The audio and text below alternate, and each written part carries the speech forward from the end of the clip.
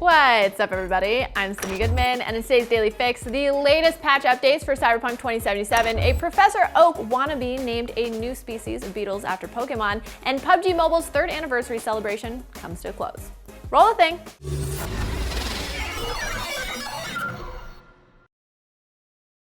This just in, patch notes for Cyberpunk 2077 1.2 were released on the game's official website in the style of an N54 news report. The updates were illustrated using eyewitness accounts of problems in the Cyberpunk 2077 universe, which is a pretty creative way to repackage real-world player complaints. According to the developer notes, as well as faux interviews with a gang member and a PR manager for Militech, the Night City Police Department was just too efficient. In addition to regular working-class criminals, the NCPD's tactics were said to be a threat to the corporate security sector. Translating for the real world, a CDPR gameplay designer said the fix is meant to stop NPC police from spawning behind players' backs and to give the game a more realistic feel by having the police take time to arrive at crime scenes. They've also added a drone unit to make it seem like the police are assessing the situation ahead of time. This will presumably also give players a slight heads up before the futuristic 5.0 arrives. Car mechanics were also updated with the 1.2 patch. Vehicle driving speeds should be easier to deal with from now on, with a steering sensitivity slider added to the options menu.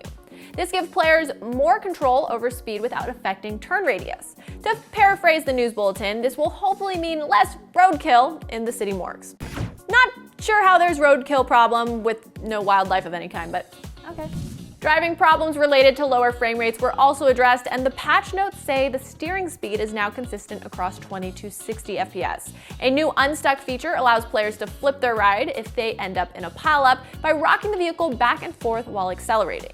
Finally, an issue with unintentional dodging was fixed, and now players can turn off dodge on double tapping a movement key in the control settings. The notes also say it should be easier from now on to move WASD bindings around the keyboard. The programmer notes that other bindings still need to be addressed, but that they should be fixed in future patches.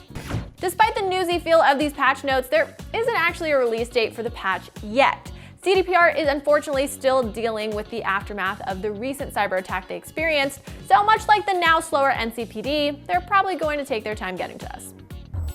I know I'm not the only one who wished Pokemon were real as a kid, or to be honest, who still wishes that they were real, but that dream is now more or less reality after a professor discovered and named 3 new beetle species after the legendary Pokemon Articuno, Moltres, and Zapdos. In a study from Eastern New Mexico University, Dr. Darren Pollock and PhD student Yun Xiao documented the discovery of 3 new Australian beetles, officially naming them Binburum Articuno, Binburum Zapdos, and Binburum Moltres. The trio of beetles are very distinctive from each other, not unlike the birds who inspired their names.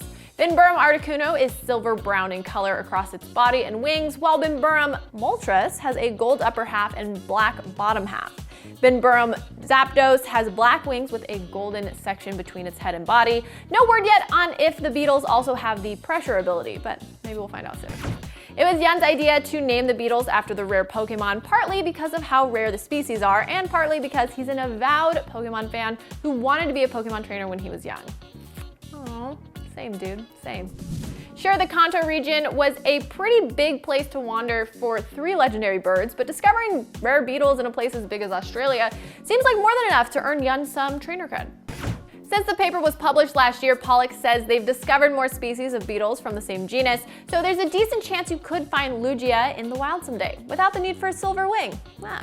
And there you have it. Some Pokemon are in fact real. Just don't try to fight them until they faint. Please. PUBG Mobile's 3rd year anniversary celebration may be coming to an end here on The Fix, but that does not mean the party has to stop. Seriously, there's going to be world-famous DJs popping up in PUBG Mobile. Find out how to join so you don't miss out. Presented by PUBG Mobile.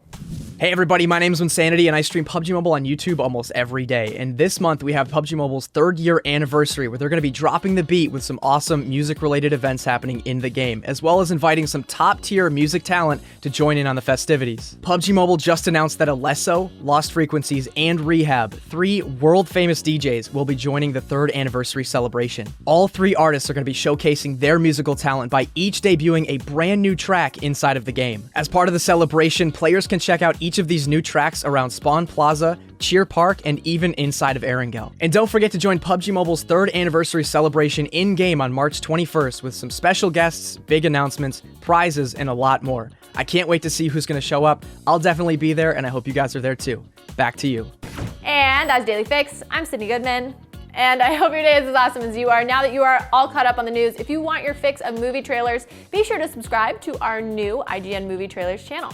We'll have all the awesome movies and TV trailers you love updated daily in one convenient location. Download the IGN app on all your mobile devices, subscribe to Daily Fix on Snapchat, and for all things everything else, IGN.com.